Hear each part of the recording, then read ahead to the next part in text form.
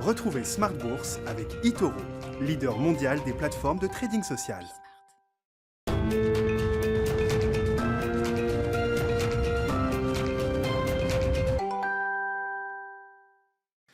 Et c'est reparti pour Smart Bourse, votre double dose quotidienne de marché en direct sur Bismart, chaque jour à la mi-journée, 12h30, 13h et le soir, la grande édition, le grand digest de l'information économique, financière et boursière pendant une heure à partir de 18h30. Au sommaire de cette édition, le démarrage d'une semaine intense sur tous les fronts, on le rappelle, les publications en série qui vont marquer cette semaine. On aura les 3/4 des composants du CAC 40 qui publieront leurs résultats. On vient d'avoir d'ores et déjà les chiffres de croissance de LVMH pour l'ensemble du premier semestre 2021, des chiffres spectaculaires, alors qui sont en très forte progression bien sûr par rapport au premier semestre 2020 qui était un semestre compliqué évidemment pour le commerce du luxe, mais les ventes sont en progression de 11% également par rapport au premier semestre 2019, l'année de référence, l'année historique de référence pour un groupe comme LVMH, dont le chiffre d'affaires sur l'ensemble du premier semestre avoisine les 29 milliards d'euros. On aura également les chiffres de Michelin tout à l'heure et puis la montée en puissance tout au long de la semaine,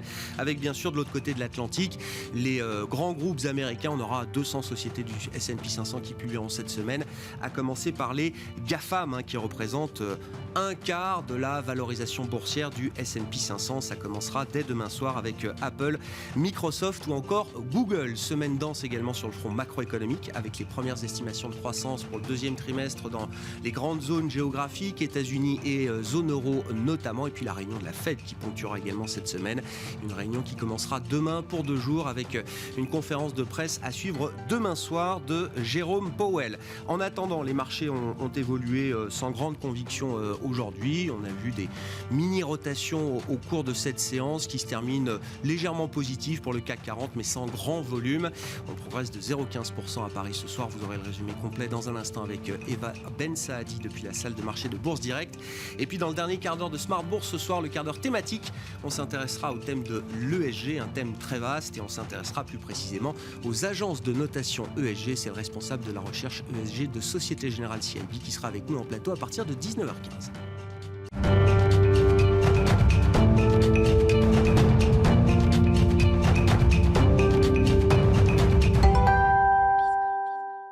Mais d'abord, tendance mon ami, le résumé complet de la séance du jour après clôture en Europe avec Eva Ben Saadi depuis la salle de marché de Bourse Direct. Le CAC 40 clôture dans le vert ce soir à plus 0,15% pour s'établir à 6 579 points. La bourse de Paris a su finalement effacer ces légères pertes de la journée. La prudence était quand même de mise aujourd'hui avant une semaine très chargée. Le comité de politique monétaire de la Fed, d'abord très attendu, qui se réunit mardi et mercredi. L'inflation sera de nouveau au menu de la réunion. S'y ajouteront des interrogations sur le calendrier à venir de la réduction du soutien monétaire. Les investisseurs suivront surtout les publications de résultats d'entreprises qui seront particulièrement nombreuses. 50% des entreprises européennes et américaines présenteront leurs comptes dans les prochains jours. On attend notamment celles des géants américains de la technologie, Apple, Microsoft, Alphabet, Facebook et Amazon.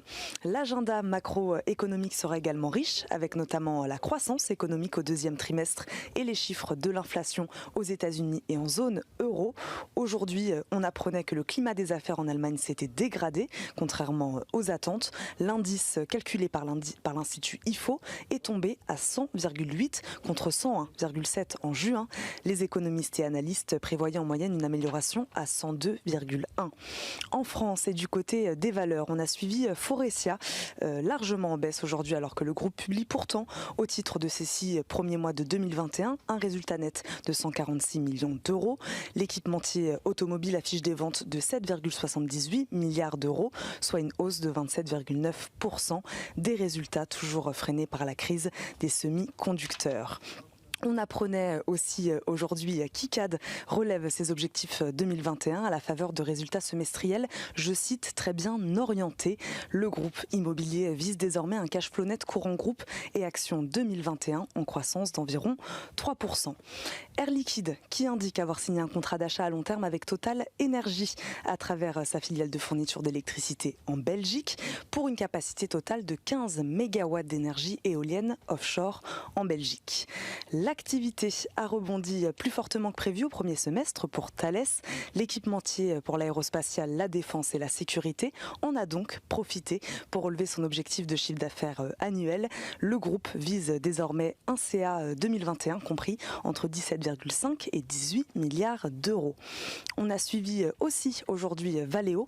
Malgré la pénurie de semi-conducteurs, l'équipementier automobile est parvenu à signer un fort rebond de sa rentabilité.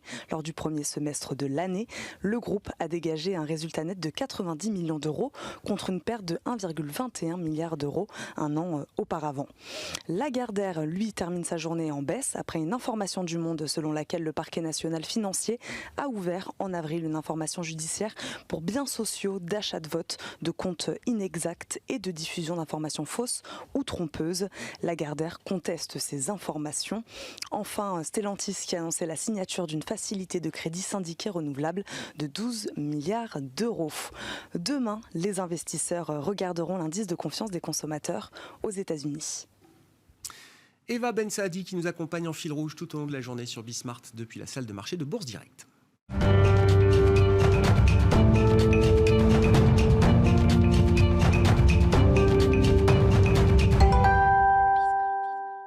Deux invités avec nous ce soir pour décrypter les mouvements de la planète marché. Régis Béguet est à nos côtés, le directeur des actions de Lazare Frères Gestion. Bonsoir Régis. Bonsoir Grégoire. Bienvenue. Et Jean-François Robin qui nous accompagne également, directeur de la recherche marché de Natixis. Bonsoir Jean-François. Bonsoir monsieur. Bon, j'ai un petit sondage ambiance du moment qui a été réalisé par Deutsche Bank auprès d'un panel d'investisseurs, des sondages mensuels qui sont réalisés par de nombreuses institutions. Natixis mène évidemment ce genre de sondage également. Ce serait intéressant de comparer peut-être avec les sondages chez vous, Jean-François. Le sondage donc, du mois de juillet qui date d'aujourd'hui montre un renversement des risques dans la hiérarchie des risques, en tout cas perçu par les investisseurs. Sur le mois de juin, sur le mois de mai, c'était le risque d'inflation qui était le risque numéro 1 pour la stabilité des marchés chez les investisseurs à plus de 60%. Et puis là, on a un grand renversement avec l'apparition des nouveaux variants qui posent un risque pour la stabilité des marchés financiers selon plus de 60% des personnes interrogées. Donc une énorme progression du risque sanitaire à nouveau là sur le mois de juillet, alors que le risque inflationniste lui redescend d'autant, de quasiment 20 points pour venir s'établir autour de 40%. C'est assez représentatif quand même de l'humeur du moment. Jean-François, comment est-ce qu'on prend ce risque sanitaire à nouveau sur les marchés ? Oui, c'est très intéressant parce que nous, chez Natixis, on avait fait le même genre de sondage il y a très peu de temps. Et finalement, le risque 1, c'était effectivement l'inflation, le 2, les taux d'intérêt, et le 3, un choc sur les cryptocurrencies. Et là, on avait en 4 seulement le vaccin qui était un petit peu... Le variant. Ouais. Le virus. Ouais. Et là, aujourd'hui, je pense que ce qui change vraiment la donne, c'est cette progression complètement folle du variant. Et effectivement, on ne l'a pas trop vu venir. On se disait, oui, non, c'est la fin, ça va s'arrêter un peu en mode 2020, été 2020. Et finalement, on voit que la progression de ce virus est comme jamais on l'a eu précédemment, des cas qui doublaient tous les 5 jours. Ce qu'on a vu en France récemment, c'est des choses qu'on n'avait pas vues au fait de la crise sanitaire en avril dernier. Donc je pense que c'est ça qui est tout d'un coup en train de frapper. On disait, c'est bon, avec la vaccination, on se débarrasse de cette crise. Oui, ça va, on va avoir des petits relents, mais jamais on refermera les économies.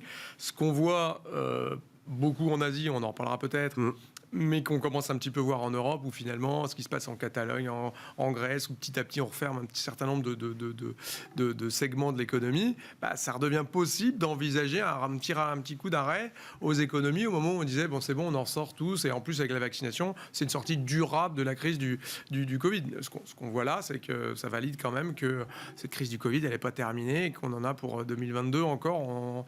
Je pense que les chocs successifs sont de moins en moins fort sur l'hospitalisation et les économies. Je crois que le pic il n'y aura pas de récession comparable. Les chocs sont beaucoup moins forts. Les économies s'habituent, les ménages s'habituent, les entreprises s'habituent. On voit bien que la France arrive à tourner à 95% de sa normale, même en plein confinement, dernier confinement. Donc, on ne peut pas voir la même chose se reproduire. C'est pas le jour de la marmotte, quoi. On ne va pas revoir les choses revenir le jour sans fin.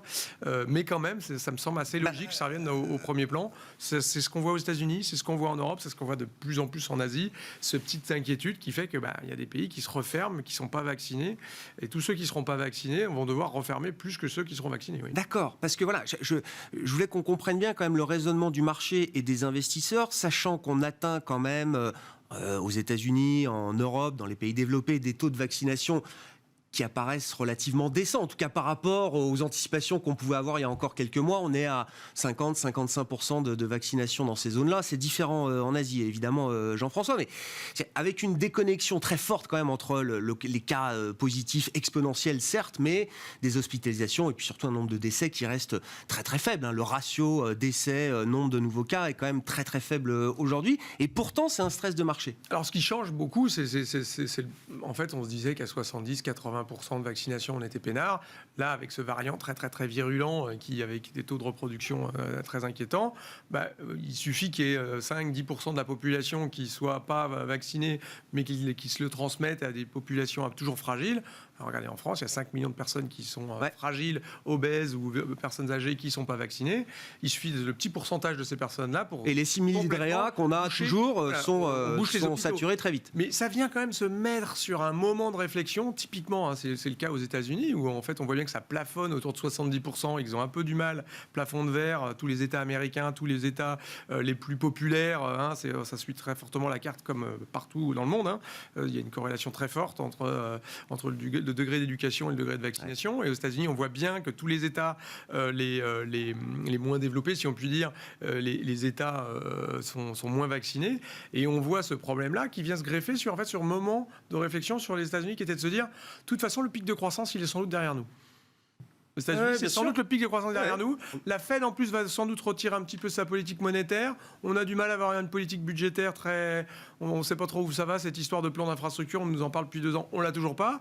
Et donc là-dessus vient se greffer le fait que ça se trouve, il va falloir refermer un certain nombre d'États au milieu d'une saison touristique qui, finalement, du coup, devient un peu décevante parce que les gens ont de nouveau peur. Voilà, ça vient sur ce moment-là de réflexion.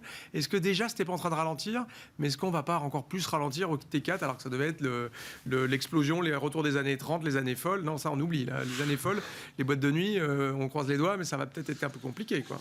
Régis, comment est-ce qu'il faut évaluer ou réévaluer le risque sanitaire? Alors, il y a 2 sujets. Il y a le risque sanitaire stricto sensu et puis la fonction de réaction des décideurs politiques qui mettent en place les politiques de santé publique qui génèrent des entraves à l'activité économique. Oui, absolument. Je pense que c'est plus sur ce deuxième aspect que le marché s'inquiète, parce que sur le plan sanitaire lui-même, il y aurait de bonnes raisons d'être optimiste. Maintenant, chat échaudé craignant l'eau froide, il est vrai que...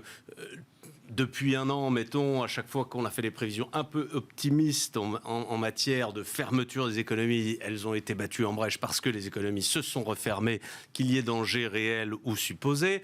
Donc c'est vrai que le marché est un peu dans cette angoisse-là, avec quand même un bémol, c'est qu'il est quand même au plus haut ou à quelques...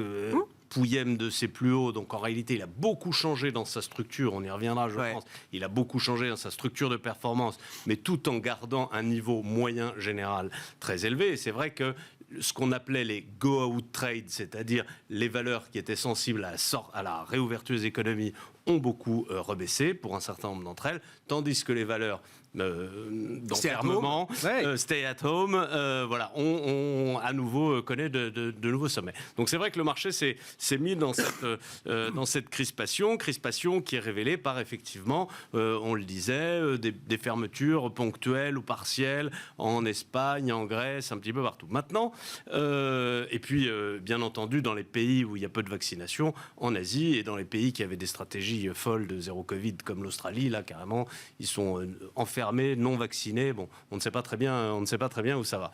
Mais réciproquement, il y aurait eu lieu d'avoir une lecture extrêmement positive de l'épisode Delta, qui est la lecture qu'on peut faire en Angleterre, au Royaume-Uni, ou même en Israël, ou même d'ailleurs partiellement en France. C'est-à-dire qu'on a vu au Royaume-Uni quand même un nombre de cas quotidiens qui a quasiment atteint le niveau de janvier, donc le niveau de la pire crise que le Royaume-Uni ait connue, hein, un petit peu en dessous, 10-15% en dessous du niveau, avec exactement la même courbe qui est en train de redescendre d'ailleurs, exactement de la même façon qu'elle était montée en janvier. Et parallèlement à ça, on a eu des hospitalisations qui ont plafonné à 85% en dessous du niveau de janvier, 85% en dessous du niveau de janvier, et une mortalité qui est environ 95% inférieure à celle des crises précédentes. Donc, on aurait tout à fait pu avoir, et alors en Israël c'est encore plus flagrant, parce qu'en Israël on a eu aussi une montée des cas, moins forte qu'au Royaume-Uni, mais on a eu une montée des cas et quasiment pas de mortalité. Mais c'était le sens de ma question. Pourquoi le marché qui, généralement, ne prend pas de pincettes avec ce genre de sujet, pourquoi est-ce que le marché n'a pas choisi cette lecture-là? Pourquoi est-ce que le marché se remet à stresser autour du risque sanitaire? Le marché a choisi, je pense, une double lecture. Premièrement, les politiques peuvent paniquer et donc refermer les économies. Deuxièmement, l'apparition de ces variants à répétition fait que on ne sait pas. Peut-être qu'à la rentrée, il y aura un nouveau variant. Il y a d'ailleurs eu des gens qui ont dit ça. Vous verrez, il y aura de nouveaux variants cet hiver, etc. Et donc, dans un espèce de billard à plusieurs bandes, en se disant, bon, bah, celui-là, peut-être qu'on a réglé le problème de Delta, mais quid? Alors, on en est déjà à Gamma, Epsilon, Zeta, c'est Californie. Oui, c'est ça. On va faire l'alphabet grec. Et ainsi de suite.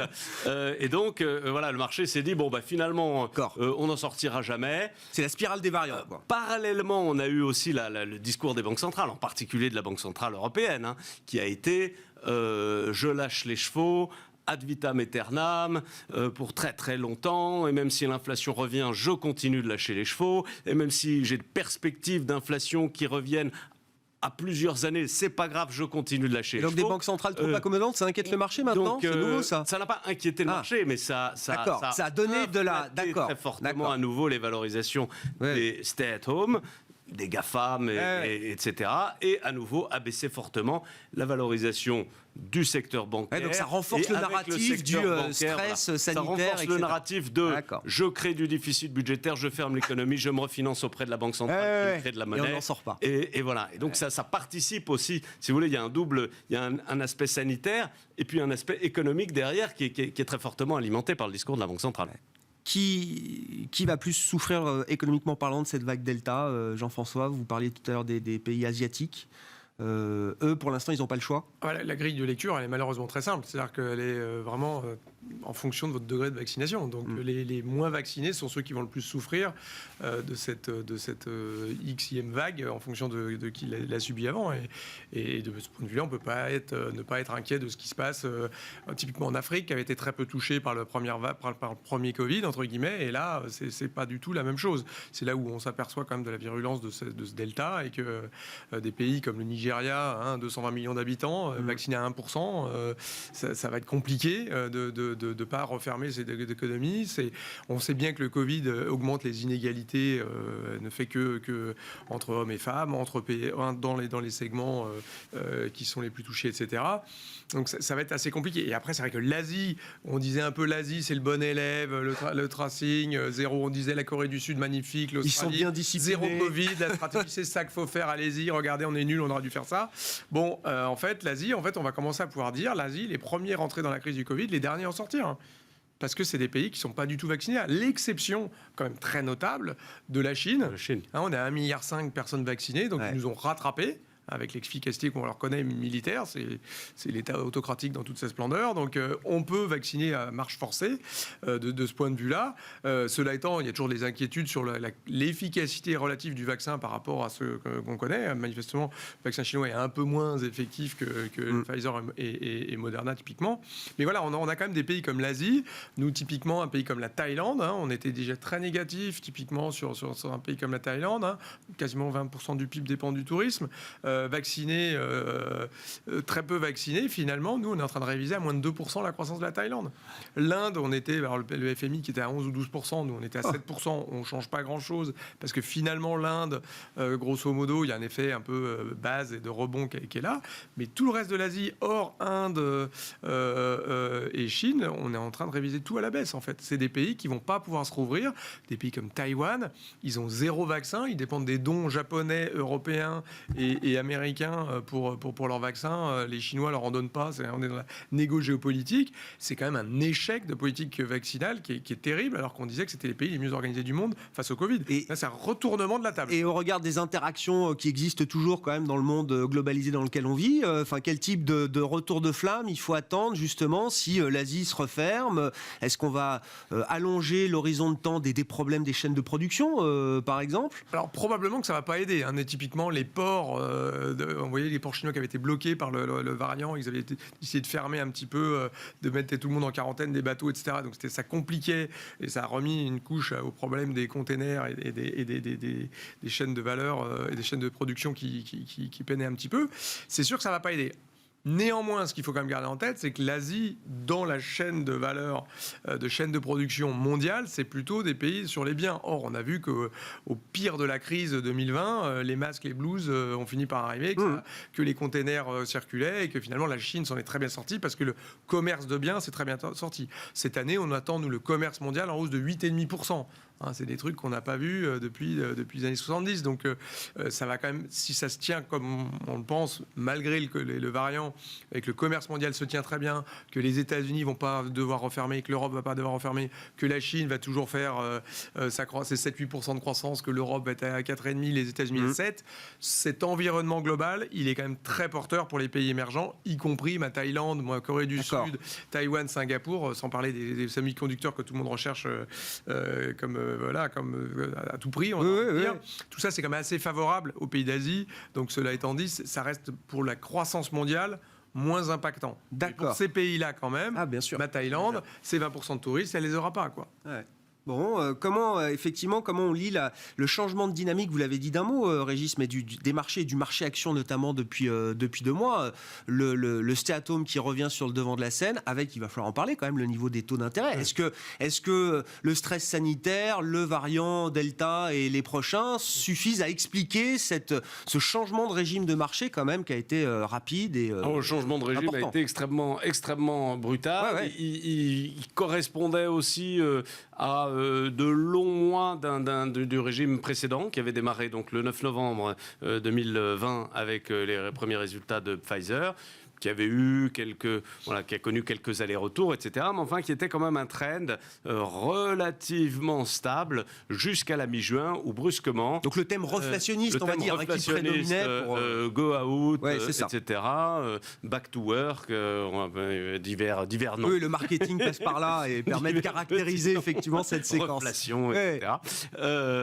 Bien, ce thème a duré, encore une fois, avec un peu d'hésitation parfois, mais enfin de manière relativement continue, jusqu'à la mi-juin où tout d'un coup le marché s'est retourné brusquement. À la fois donc sur cette affaire de Delta qu'on aurait encore une fois pu interpréter différemment, mais aussi sur les marchés obligataires qui se sont retournés. Alors, est-ce que les marchés obligataires eux-mêmes sont dans un raisonnement delta ou est-ce qu'ils sont eux-mêmes sous l'influence du discours des banques centrales? C'est assez curieux parce que vous avez eu 2 discours opposés des 2 côtés de l'Atlantique, avec le même effet sur les marchés obligataires, c'est-à-dire effondrement des taux longs. Vous avez eu la Fed qui a dit bon, on va commencer à réfléchir dans un second temps, etc. Mais enfin, bon, éventuellement, on va peut-être quand même se méfier et remonter les taux si l'inflation persiste. Là-dessus, le marché s'est dit, c'est la fin finale, récession, effondrement des taux longs. Effectivement. Vous avez eu la BCE qui a dit exactement l'inverse. On ne remontera jamais les taux,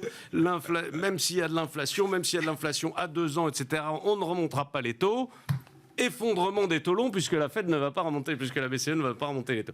Donc il y a quand même un côté assez unidirectionnel du marché. La leçon, c'est qu'il ne faut jamais vendre les taux, ou en tout cas trop longtemps et trop agressivement, c'est ça. Donc je pense que l'heure de vérité du marché obligataire, ce sera la pérennité ou non de cette inflation. On a quand même eu 3 chiffres d'affilée extrêmement spectaculaire, avril, mai, juin. Aux États-Unis, bien sûr. Aux États-Unis, c'est vrai qu'en Europe, c'est moins flagrant. Spectaculaire, mais en sens inverse. C'est moins flagrant, mais en Europe, on était très en retard sur l'ouverture des économies par rapport aux États-Unis. Et donc, il faut quand même attendre de voir si on persiste avec une économie ouverte pendant quelques mois, si ça se matérialise aussi. Mais c'est vrai qu'il y a d'une manière générale moins de volatilité en Europe sur ce plan-là qu'aux États-Unis. On est sur des rythmes d'inflation aux États-Unis qui sont très élevés. Cette inflation est décrétée ou observée comme étant transitoire par la Fed pour l'instant et par les politiques qui répètent ce que dit la Fed. attendons de voir la rentrée pour savoir si effectivement cette inflation est transitoire. Encore une fois, ce côté la Fed a quand même un discours un petit peu ambigu, puisqu'elle a l'air de dire oui, tout ça, ça se passe comme prévu, on attendait bien qu'il y ait de l'inflation transitoire au printemps. Si c'est pas aussi transitoire que prévu, quel type de réaction de marché vous attendez? Parce que si c'est pas aussi transitoire que prévu, le marché va se dire quoi? Que la Fed va devoir accélérer son calendrier de réduction de son accommodation, et donc que ça précipite l'économie américaine plus vite que prévu en récession, ou en tout cas en fin de cycle. Ouais. C'est quoi le schéma de marché qu'on a derrière?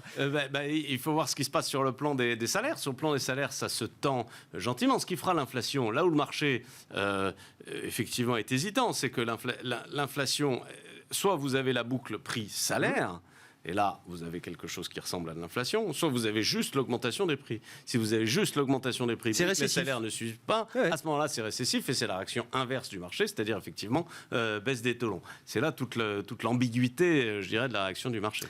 Bon, même question, Jean-François, en prenant quand même ce qui est quand même un juge de paix sur les marchés, y compris pour les économistes, le taux réel américain à 10 ans qui marque aujourd'hui un nouveau plus bas historique. On est tombé à moins 1,12% et quelques sur le 10 ans américain réel, donc retraité de l'inflation.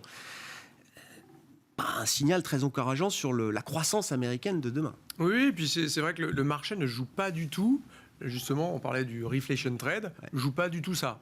Or, aux États-Unis, c'est pas forcément notre scénario chez Natixis, mais on a quand même des bonnes raisons de penser que les taux peuvent remonter un peu, parce que l'inflation est plutôt en train de remonter gentiment, et surtout qu'on a une politique monétaire américaine qui va, sans forcément être très méchante, mais sûrement revenir un petit peu à plus de normalité. Donc on a quand même pas mal de raisons de penser que les taux américains, ils pourraient remonter un petit peu quand même. Pas beaucoup, parce que la Banque centrale sera très, très gentille, mais on a quand même cette idée que le futur de la politique monétaire américaine, c'est le tapering. La hausse des taux, donc le tapering, c'est peut-être dès la fin de l'année. Probablement, en tout cas, d'ici le début de l'année prochaine, on y a le droit. Et la première hausse des taux, c'est la Fed elle-même le dit, même en étant super dovish, super accommodante, comme l'est le Conseil des gouverneurs, l'équivalent américain, parce que les trois qu'il faut suivre disent la même chose. Ils vont quand même remonter les taux de 2 fois 2023. Donc ça, c'est pas du tout ce qui va se passer en Europe, évidemment, parce qu'on n'est pas du tout dans la même situation. Et encore une fois, le transfert des prix à la consommation marche jamais de la même façon. Vous avez 5% d'inflation, 5,4% d'inflation aujourd'hui aux États-Unis. On est à 1,9%. On va peut-être gentiment atteindre les 2%, mais ce n'est jamais que l'objectif de la BCE. Et l'objectif de la BCE, c'est d'être à 2 d'ici 2-3 ans avant de pouvoir monter les taux. Or, d'ici 2-3 ans, elle nous dit elle-même, on ne sera pas à plus d'un 3 à 4. Donc, on oublie la BCE, ils ne monteront pas les taux. En revanche, les États-Unis, oui, sans doute, probablement. Et donc, il y a quand même une espèce de dichotomie qui est quand même très, très forte.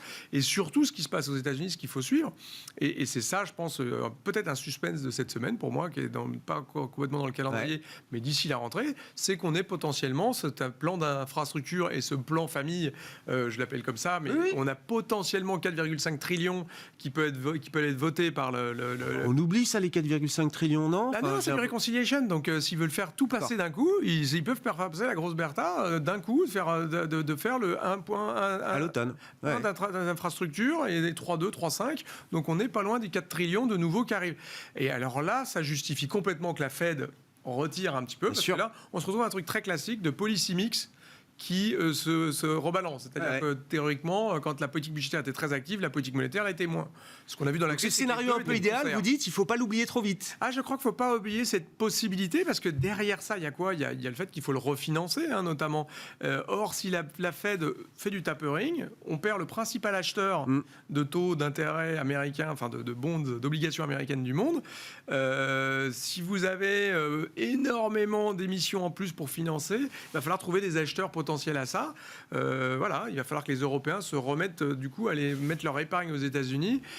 S'il y a de la croissance. Voilà, et si vous avez un dollar qui remonte, parce que tout d'un coup, les taux remontent plus vite aux États-Unis qu'aux Européens, pourquoi pas ?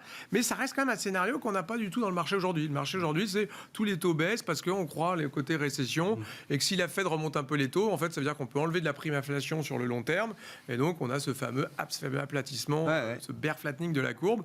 C'est sûr que si jamais les chiffres d'inflation ou que la Fed mercredi soir nous dit en fait, le tapering va être tout de suite.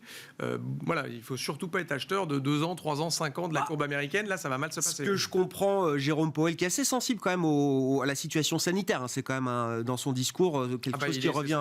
Voilà, c'est son premier risque, lui, interrogé.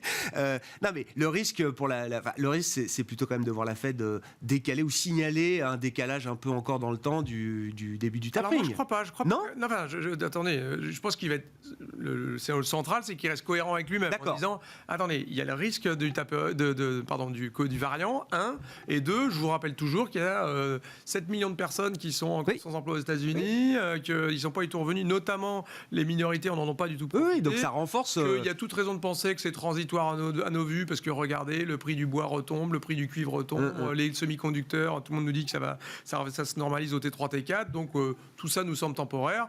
Donc voilà, bon, on est gentil. Le risque, moi, il est plutôt que Jérôme Powell dise bon, écoutez, là, tout va bien. Finalement, on a déjà commencé à en parler, on vous l'a déjà dit, hein, parce qu'il avait dit, on avait commencé à y penser, même pas commencé à penser à y penser. Oui. Mais là, il a dit, on a commencé à en parler, d'en parler. Donc, ça y est, ils en parlent. Donc, il faut arrêter de penser que Jackson Hole, c'est là que ça va se passer. Ils en parlent déjà. Donc, voilà, ils en ont parlé. Voilà, c'est de la métapolitique monétaire. C'est un concept qui avait été défini par Benoît Cœuré. J'ai retrouvé ça. Non, mais du coup, on va avoir quand même, on peut avoir cette surprise assez rapidement. La Fed qui dit le tapering il est pour cette année, c'est pas notre scénario central, mais pour moi le risque il est plutôt tilté vers une Fed qui finalement retire un peu. Vous avez un marché immobilier qui est en feu, les chiffres seront encore très très bons. Est-ce que c'est le moment de continuer à acheter 40 milliards de MBS tous les mois? La question se pose. Donc c'est ça pour moi le risque qu'il soit plutôt un tapering plus rapide que plus lent. Mais les avis sont très partagés, y compris au sein de ma propre recherche. Mon économiste américain lui dit qu'ils remonteront jamais les taux parce que l'économie va ralentir, l'inflation va rebaisser. Et donc la fenêtre d'opportunité se ferme. Je crois quand même que le risque aujourd'hui aux États-Unis, quand vous avez 5,4% d'inflation, 7% de croissance, de l'immobilier qui monte, des revenus qui se tiennent bien et des hausses de prix qu'on commence à voir un petit peu chez Coca-Cola, chez Ketchup et compagnie. Bon. Ça peut faire des effets de second tour, donc on évoquait la fameuse boucle prix-salaire. Il y a des petites hausses de salaire à venir sans doute aux États-Unis. Donc voilà, c'est plutôt le risque, il est quand même plutôt au tapering pour moi. Puis vous dites, il y a quand même un tel degré d'accommodation que commencer par des petites étapes, ça ne change pas. Si vous réduisez de 10 milliards par mois, personne, ça ne fait pas monter les taux au plafond. Et il n'y a pas de quoi faire un tapering à la 2013 non plus. Ce n'est pas un gros choc pour les émergents et l'économie mondiale.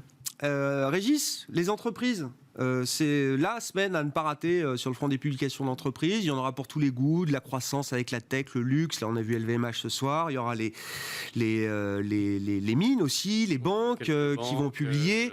Je sais pas. Déjà, est-ce que vous avez il y a des sociétés baromètres là qui vous intéressent particulièrement? Et puis, qu'est-ce que vous attendez de cette Oui, il y en a une qui vient de publier à l'instant. D'ailleurs, on n'a pas eu le temps de voir. C'est Michelin. Michelin, c'est un baromètre qui est assez intéressant parce que Michelin, c'est pas spécialement corrélé à l'automobile, c'est vraiment corrélé à la mobilité, au niveau d'activité mondiale, si vous voulez. Après, évidemment, il y a les déterminants propres de l'entreprise Michelin. Mais d'un point de vue lecture macroéconomique, Michelin est une entreprise qui est intéressante puisqu'elle est mondiale et qu'elle est liée vraiment au niveau d'activité économique en général, pas dans un micro-secteur, etc. Et les chiffres sont flamboyants et Michelin révise en hausse ses perspectives sur l'ensemble de l'année. Donc ça confirme ce qu'on pouvait penser, d'ailleurs LVMH c'est le cas aussi, et qu'on a eu jusqu'à présent, mais avec des lectures du marché qui ont été parfois un peu sévères. On avait eu Publicis en France la semaine dernière aussi, on a eu dans la chimie d'autres publications, etc. Donc un niveau de publication qui est globalement très très bon, et qui s'annonce comme étant une saison extraordinaire de publication, le T2, après un T1 qui avait lui-même été déjà une saison extraordinaire. Le T2, vous avez le double effet, l'effet de base qui est bien intégré par le marché, puisqu'évidemment on était au T2 2020, les économies complètement fermées. Donc évidemment vous avez cet effet de base. Mais indépendamment de cet effet de base, vous avez aussi dans les communiqués de la plupart des entreprises des comparaisons avec le T2 2019. J'espère que tout le monde prend 2019 comme référence. Et on s'aperçoit qu'on est dans de nombreux cas assez significativement au-dessus du T2 2019. Ce qui paraît normal aujourd'hui, mais rappelons-nous, en avril 2020, qui vous aurait dit en avril, dans un an, je serai au-dessus de 2019. Et pas que LVMH. Comme vous dites, Publicis nous dit on va rattraper notre retard avec un an d'avance. Avec un an d'avance, voilà. Oui, bien sûr. C'est quand même énorme dans le calendrier d'une entreprise. Dans tous les secteurs d'activité,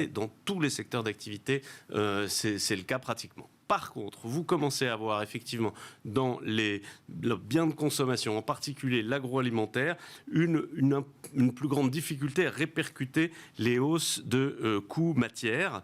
Parce que vous n'avez pas cet appétit que vous trouvez dans l'automobile, dans tout ce qui est consommation de plaisir, donc le revenge luxury, le revenge travel, le revenge, etc., où vous avez vraiment de l'appétit pour acheter ce dont vous avez été la boîte privé, de petits pois, on n'est pas prêt à la payer plus cher. Des niveaux d'économie qui sont très élevés, donc des disponibilités qui sont très fortes. Et effectivement, sur la boîte de petits pois... Ou la lessive d'Unilever, on l'a vu la semaine dernière. Le shampoing de tous les jours, peut-être qu'il y a les shampoings de luxe pour lesquels on a des effets plus...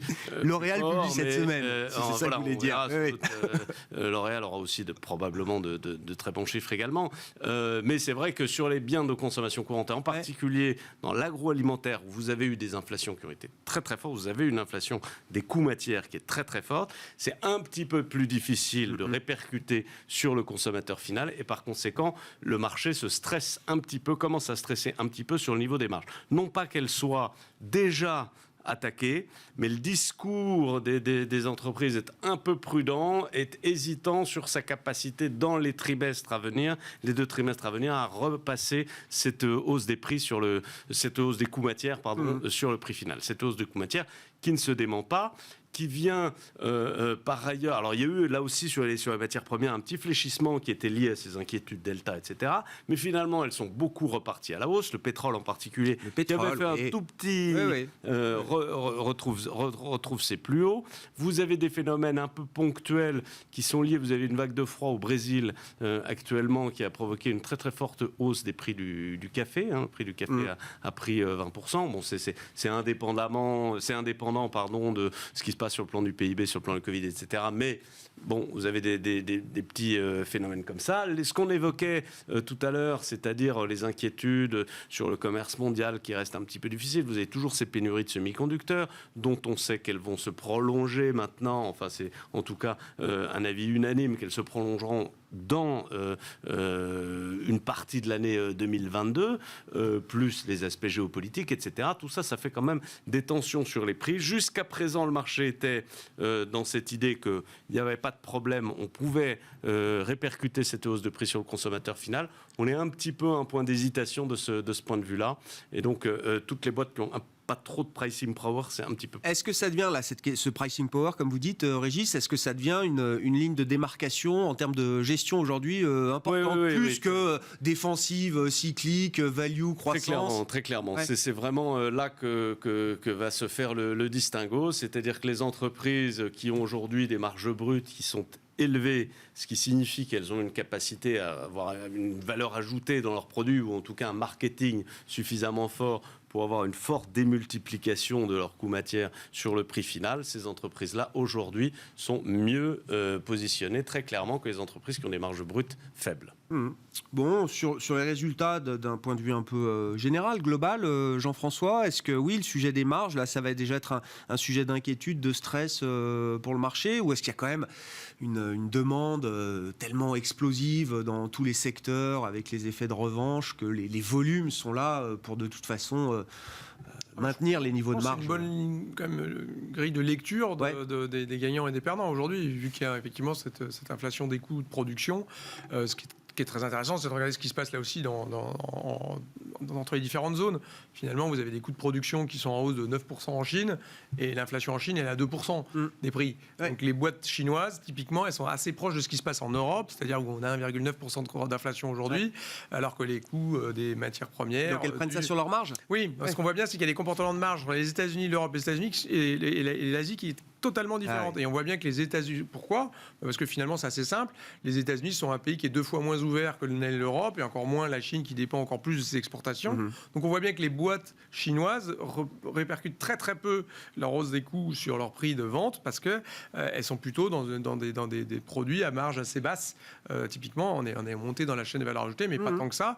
Et en Europe, on sait que c'est un continent très ouvert au commerce mondial, et donc là aussi, les comportements de marge traditionnellement, on répercute assez peu les prix, donc la boucle inflation-salaire, encore une fois, depuis 2013, l'inflation aux États-Unis c'est 1,9, depuis 2013, l'inflation en zone euro c'est 0,9. Bon, voilà, donc c'est pas du tout les mêmes histoires, Covid ou pas Covid, etc. Donc il n'y a toujours pas cette transmission parce qu'on n'a pas du tout le même pricing power qui était évoqué juste avant. C'est que les entreprises ont plutôt tendance à compresser leur marge plutôt que répercuter leur prix, parce que plus ouvertes, plus soumises à la concurrence internationale. Là où c'est un peu rassurant, c'est que la situation de trésorerie des entreprises aujourd'hui européennes et notamment françaises, elle est excellente. Donc on avait là aussi, s'il y a un an, on avait dit que les intentions d'investissement des boîtes en 2021 ce serait plus 10%, on aurait dit vous êtes complètement fou, Genatixis, voilà, on vous croit pas. Alors, nous-mêmes, on n'avait pas dit ça. C'était absolument inconcevable à l'époque. C'est qu'en fait, les gens, on disait, oui, mais les PGE, ça va augmenter le levier des entreprises, il va falloir qu'elles remboursent des dettes incroyables. Mais non, en fait, leur dette nette n'a pas augmenté, leur dette brute a augmenté, mais leur situation de trésorerie, de cash est hyper confortable. Parce que justement, ils ont profité de ces taux bas pour se faire un peu des petits trésors de guerre. Et aujourd'hui, quand même, grosso modo, ça va mieux en 2021 qu'en 2020 et probablement en 2022, ça ira mieux qu'en 2021. Et donc, on a des perspectives de CAPEX, sans compter tous les plans qu'on disait sur les... Tout le monde y va de ses 50 milliards pour augmenter sa production de semi-conducteurs, de batteries, d'hydrogène. Donc, les CAPEX, au niveau mondial, ils sont à des niveaux stratosphériques, quoi. Pour finir, je sais pas, il y a un petit mot à dire sur les actions chinoises. Là, bon, elles sous-performent depuis un moment. Mais on a quand même une baisse qui s'est accélérée là ce matin. J'ai vu que ça perdait 4-5% à Hong Kong et sur des marchés chinois. Alors il y a tout le sujet réglementaire en Chine là qui devient un sujet assez global d'ailleurs, que ce soit sur l'immobilier, le e-commerce, les fintech, le secteur de l'éducation aussi, qui est un gros secteur quand même dans les marchés. En tout cas, l'EdTech est vraiment un secteur d'avenir plébiscité par les investisseurs. Il y a beaucoup de boîtes chinoises dans ce domaine-là. Et là, c'est le dernier resserrement réglementaire concerne notamment des sociétés du secteur de l'éducation. Alors, cherchez à comprendre pourquoi, mais l'angle d'attaque des régulateurs en Chine est assez intéressant sur l'éducation. Les coûts de l'éducation privée, de l'éducation de cours particuliers s'envolent à un tel point que les familles sont dissuadées de faire plus d'enfants. Ça leur coûte beaucoup trop cher. Le post-éducation commence à devenir beaucoup trop cher pour les familles, alors que Pékin cherche justement à développer la natalité. Je trouvais intéressant de faire ce lien-là, en fait. Alors, c'est probable que les coûts de l'éducation rentrent dans l'équation de faire un deuxième enfant ou pas. On leur a autorisé. C'est un peu comme l'inflation européenne. On vise les deux, on ne l'a toujours pas visé. Vous avez beau dire que maintenant c'est au-dessus de 2, on l'a visé. Là, c'est pareil. L'enfant unique, on a beau dire vous pouvez en faire 3 au lieu de 2. Si vous en faisiez déjà qu'un, bon, ça va pas changer beaucoup. Mais ça rentre sûrement là-dedans. Non, sur les lectures qu'on a de la Chine, c'est normal que ça ralentisse un peu en Chine. Évidemment, c'est les premiers à être sortis de la crise. Leur pic de croissance est probablement déjà largement passé. Ils vont venir atterrir sur une croissance beaucoup plus faible. Xi Jinping veut 6%, donc il y aura 6%. On va aller atterrir doucettement là-dessus en fin d'année, alors qu'on était sur des rythmes dans le haut des 2 chiffres. C'est un rythme de rebond incroyable. Donc ça, c'est normal que c'est fait. Vous êtes les premiers sortis que vous ralentissiez en premier. En revanche, ce qui se passe aujourd'hui, c'est quand même la montée de l'État parti. Et donc, on voit bien aujourd'hui ce qui, vous l'avez dit, c'est-à-dire que ce qui plombe, c'est quand même l'État qui met petit peu. Il faut avoir l'étiquette du parti dans tous les secteurs de l'économie. Vous n'avez plus le droit d'aller lever des capitaux aux États-Unis. Vous en avez élevé 22 milliards depuis le début de l'année. Donc, vous commencez à être avec des trésors de guerre beaucoup moins élevés. On voit l'investissement des firmes chinoises qui, du coup, va ralentir et qui est déjà en train de ralentir en Europe, aux États-Unis très fortement. Alors, il y a le côté un peu guerre commerciale, mais pas seulement. On voit qu'il y a quand même une mainmise de l'État chinois sur ces entreprises, sur tous les secteurs. Regardez ce qui s'est passé sur le mining également, sous prétexte de remettre la consommation d'électricité dans le même chose, mais c'est surtout une mainmise de l'État chinois sur des entreprises. Et ça peut refroidir durablement les investissements étrangers, structurellement même peut-être, ou est-ce que c'est une telle terre d'opportunités que même avec un État parti un peu plus dur, l'investisseur international s'en accommodera? Pour moi, c'est une question d'horizon. C'est sûr que dans les 2-3 ans, la Chine, c'est évidemment l'endroit où il faut être. Regardez Tesla, c'est super, mais rendez-vous dans 3 ans dans Tesla. Je ne pense pas qu'il aura des grandes parts de marché par rapport aux 685 constructeurs d'automobiles qu'il y a aujourd'hui en Chine. C'est pas lui qui va sortir gagnant de cette histoire-là. Ses ventes sont assez décevantes finalement en Chine. Donc, attention, je pense que dans 2-3 ans, c'est le place to be toujours. Mais je pense que ce qui est en train de se passer au sommet c'est un État parti. C'est pas forcément un environnement très favorable à de l'investissement très contrôlé. Très contrôlé par autre chose que l'État. Oui, c'est ça. Non, moi je pense qu'il faut être très méfiant sur la façon dont ça peut se dérouler. C'est pour ça que nous, on est très négatif. Croissance chinoise dans la prochaine décennie, c'est moins de 2% pour nous. Sur la prochaine décennie? Sur la décennie des années 30. Les 2030 et au-delà, la croissance potentielle chinoise. Voilà, le rythme de croisière, ce sera 2%. Donc, il faut voir qu'on va quand même avoir une économie qui c'est une grosse marge d'escalier à descendre, là. C'est un pays qui, d'ici la fin du siècle, ça on le sait, c'est pas de la prévision, quand vous regardez la démographie chinoise, d'ici la fin du siècle, on perd la moitié de la population. Bon. Régis, je ne sais pas s'il y a un mot, j'avais des petits sujets. Bon, on aura l'introduction en bourse de Robinhood au Nasdaq cette semaine. Oui, Je sais pas, c'est quand même une IPO Covid emblématique. On va dire. Je pense que c'est assez symbolique de l'abondance de liquidités qui est partout, qui se retrouve dans le Bitcoin, qui se retrouve en partie dans les matières premières, en partie dans d'autres marchés, et aussi évidemment en partie sur les marchés financiers. Donc, je pense que c'est un symbole de clôture de cette abondance de liquidités qui va être intéressant à suivre. Ouais. Ça fait partie des pics. Elle durera moins longtemps que les impôts, comme on dit, l'abondance des pics. J'ai vu qu'ils réservaient 35% des émissions, enfin des actions qu'ils allaient émettre à leurs propres clients. Donc ça va tourner un peu en vase clos. Bon, on suivra ça. Ce sera jeudi au Nasdaq, normalement. Hein, tout ça va être précisé encore cette semaine, mais on parle évidemment d'une introduction en bourse qui va être très suivie, avec, je crois que c'est 65 milliards de capitalisation boursière, enfin ce qu'on attend à peu près avec la fourchette de prix fixée par Robinhood, jeudi au Nasdaq. Merci beaucoup, messieurs. Merci d'avoir été dans Planète Marché ce soir. Régis Béguet, le directeur des actions de Lazard Frères Gestion, et Jean-François Robin, le directeur de la recherche marché de Natixis.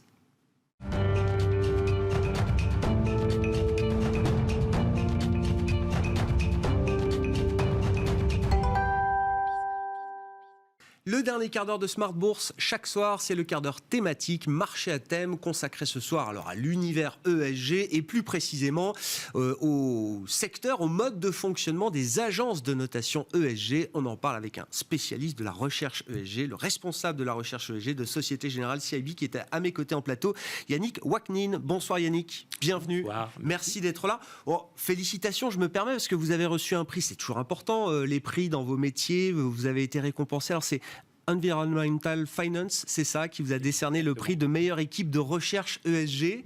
Je dis, il y en a tellement des prix, mais oui, c'est important quand même. C'est un prix important, particulièrement, Yannick. C'est important. On va parler des agences de notation, mais je voulais quand même et avec plaisir, mettre en exergue ce prix. Avec plaisir. Alors, c'est important en interne et en externe. Déjà, c'est une reconnaissance du travail de toutes les équipes. C'est pas que Yannick Waknin, c'est tous mes collaborateurs avec lesquels on essaie de faire des études les plus pertinentes possibles. On va parler d'intégration ESG et de matérialité financière. C'est important pour nos clients qui se rendent compte qu'ils peuvent avoir un avis, mais c'est un avis un petit peu plus objectif à travers ce prix donc, qui est décerné. Et puis, ça nous aide dans différentes activités de la banque, justement, d'avoir ce type de reconnaissance. Donc, on ne court pas après les prix, pour être honnête, mais ça fait toujours plaisir quand on a cette reconnaissance pour la qualité du travail. Bon, et ça montre l'importance de la recherche ESG aujourd'hui, chez Société Générale, mais chez d'autres également. Oui, on parle des agences de notation ESG avec vous, Yannick. On connaît les grandes agences de notation financière, de crédit, Standard & Poor's, Fitch, Moody's, etc. On connaît peut-être les agences de notation ESG. De quoi parle-t-on? Quels sont les grands acteurs dans ce domaine? Et puis on rentrera un peu dans leur mode de fonctionnement, la pertinence ou les limites peut-être de leur modèle de notation. Alors, tout d'abord, ces agences ont pour vocation de donner un avis sur les composantes environnementales, sociales et de gouvernance des entreprises, ou tout à la fois. On dénombre à peu près une vingtaine d'acteurs de référence sur le marché qu'on peut décomposer, on va dire, en 4 catégories. Les traditionnels, vous avez peut-être entendu parler de groupes qui s'appellent MSCI, Sustainalytics, ISS, Vigeo Eiris, etc., qui existent. On voit aussi des agences un petit peu plus spécialisées. On peut parler de RepRisk, on peut parler de Trucost, on peut parler de CDP. On a aussi les acteurs traditionnels, les Bloomberg, Reuters, FactSet, commencent à nous donner justement cette coloration ESG à travers leur plateforme. Et on a aussi les nouveaux entrants qui sont les FinTech et qui, à travers des angles très spécifiques, nous promettent, pour certaines, justement, d'aller encore plus vite dans cette intégration ESG qui, aujourd'hui, fait partie on va dire, d'une composante obligatoire, quel que soit le type de gestion. Est-ce que ce sont des agences, alors évidemment, la donnée est au cœur de tout, et y compris de la recherche ESG, de la notation ESG, bien sûr, Yannick. Est-ce que, vous avez cité quelques exemples de ces agences, est-ce qu'elles ont un poids important dans le marché aujourd'hui? Est-ce qu'une note ESG de MSCI sur un émetteur, est-ce que ça a un impact important sur la valorisation de cette entreprise? Alors, Considérable même. Et Considérable. plutôt de manière croissante sur ces dernières années. Alors, ce qu'on dit, c'est que l'ESG devient du quasi-compliance pour beaucoup. On a vu que les régulateurs ont mis un certain nombre de normes en place pour justement encourager l'intégration de tous ces critères. On voit aussi que les émetteurs sont de plus en plus transparents sur ces différents aspects. Donc, on a accès à de la donnée qui va être auditée, qui va être intégrée au rapport annuel. Et donc, il y a aussi une obligation fiduciaire en tant qu'analyste financier que de regarder et de travailler sur ces données. Maintenant, quand on parle d'univers de couverture qui sont relativement larges, quand on parle de sujets ESG qui peuvent être assez variés d'un secteur à un autre, il y a une question de ressources à disposition justement pour intégrer toutes ces données dans le processus de gestion, voire même dans l'analyse financière. Et donc, c'est vrai qu'un raccourci peut être de passer à travers ces agences pour collecter déjà un premier flux d'informations qui peut, le cas échéant, être complété de manière un petit peu plus qualitative ou à travers de l'engagement actionnarial ou autre. Mais c'est vrai que c'est très compliqué de s'en passer, même si aujourd'hui, il y a quelques échos de la part de certains investisseurs qui se plaignent de, on ne va pas dire l'uniformité du signal, mais du fait que tout le monde ait accès potentiellement à un même type de données et qui préfèrent aller chercher, collecter de l'information différenciante directement auprès des émetteurs. Donc il y a un petit peu cette défiance qui est en train de naître par certains acteurs. Comment on l'explique? Il faut comprendre aussi peut-être ce que cherchent à produire ces agences. Vous dites c'est nécessaire mais pas suffisant pour l'investisseur d'une certaine manière. C'est ça, Yannick. Ouais. Comment, avec quel recul, quelle distance est-ce que vous prenez, vous, ces notations ESG dans le travail de recherche que vous faites chez Société Générale CIB? Et comment on explique? Parce que, et c'est vrai que on peut le constater tous les jours, on a des écarts de notation pour un même émetteur d'une agence à l'autre qui sont parfois très très importants. Autant chez Fitch, Moody's, S&P, quand on note un État ou un gros émetteur privé, il n'y a généralement pas un cran d'écart. Autant là, on se retrouve avec des écarts parfois très importants. Alors, ça peut surprendre, mais une notation ESG n'est pas équivalente à une autre notation ESG. En fait, elles ont toutes la même dénomination, donc ça va être des scores, ça va être des ratings, ça va être des évaluations, peu importe comment on les appelle. Mais en creusant un petit peu, on se rend compte que les méthodologies utilisées par les différentes agences sont différentes.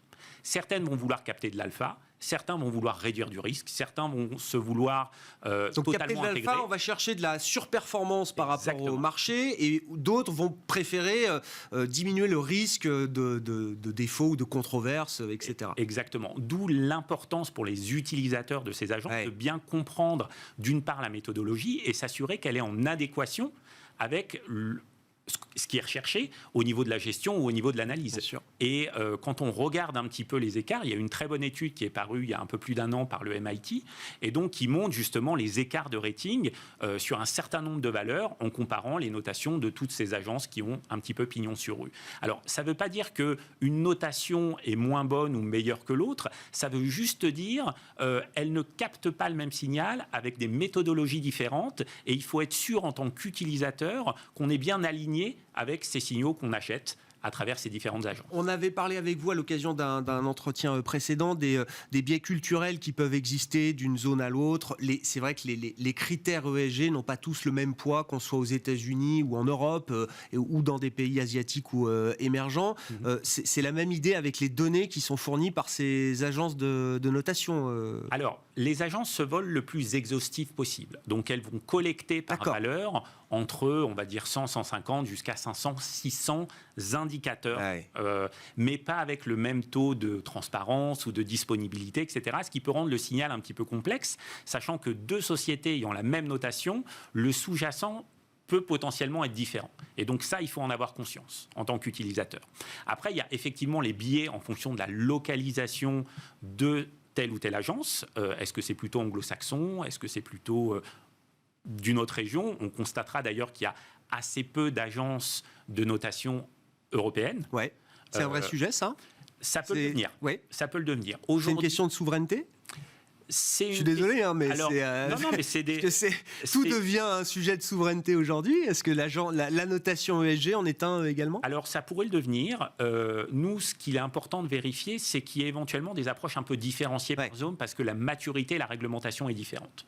Donc, appliquer exactement les mêmes critères sans avoir ces notions un petit peu culturelles, mais réglementaires aussi en tête, peut amener peut-être à de la confusion dans la notation définitive. Et donc, le challenge et la responsabilité des utilisateurs, c'est de prendre cette donnée comme une des sources, mais de ne pas oublier que la source primaire d'information doit rester l'émetteur et d'ajouter sa patte quelque part sans doute qualitative sur les sujets de demain qui ne sont pas justement intégrés de manière systématique à travers toutes les notations de ces agences. Est-ce qu'on peut imaginer dans une vision un peu prospective qu'on aura néanmoins une forme de standardisation ou de convergence des notations ESG, ou est-ce que ça restera, comme vous dites, finalement très hétérogène, une base de données brute, des notations brutes, avec le travail que devra fournir l'investisseur pour filtrer, pondérer, repondérer chacun des indicateurs et des critères de ces agences ? Alors, pas d'harmonisation sans définition commune, sans compréhension de tous les tenants et aboutissants. C'est pour ça qu'à la Société Générale, on met un accent très fort sur la transparence et l'explication. On explique pourquoi on va regarder tel ou tel critère, et je pense que ce travail est toujours nécessaire sur le marché. Il y a un devoir, une obligation d'expliquer pourquoi on va prendre tel critère, pourquoi on va le pondérer de telle sorte, et qu'est-ce qu'on escompte en bout de course, justement, de la prise en compte de ces différents critères. Donc, des initiatives type la taxonomie européenne aident clairement à trouver une sorte de consensus. Il y a d'autres initiatives un petit peu plus internationales, on peut parler des PRI, de SASB, de la GRI, etc., qui vont amener à l'identification de critères. On aboutira à terme, quand je dis à terme, c'est dans les 5 prochaines années, peut-être un petit peu plus, à une sorte de consensus, mais peut-être pas au niveau des sous-indicateurs. Merci beaucoup Yannick, merci d'être venu nous parler du sujet de la notation ESG, alors voilà, qui est un sujet plein et entier dans le monde de l'ESG aujourd'hui. Yannick Waknin qui était à mes côtés en plateau, le responsable de la recherche ESG chez Société Générale CIB. Ainsi se termine Smart Bourse ce soir, on se retrouve demain en direct à 12h30 sur Bismart.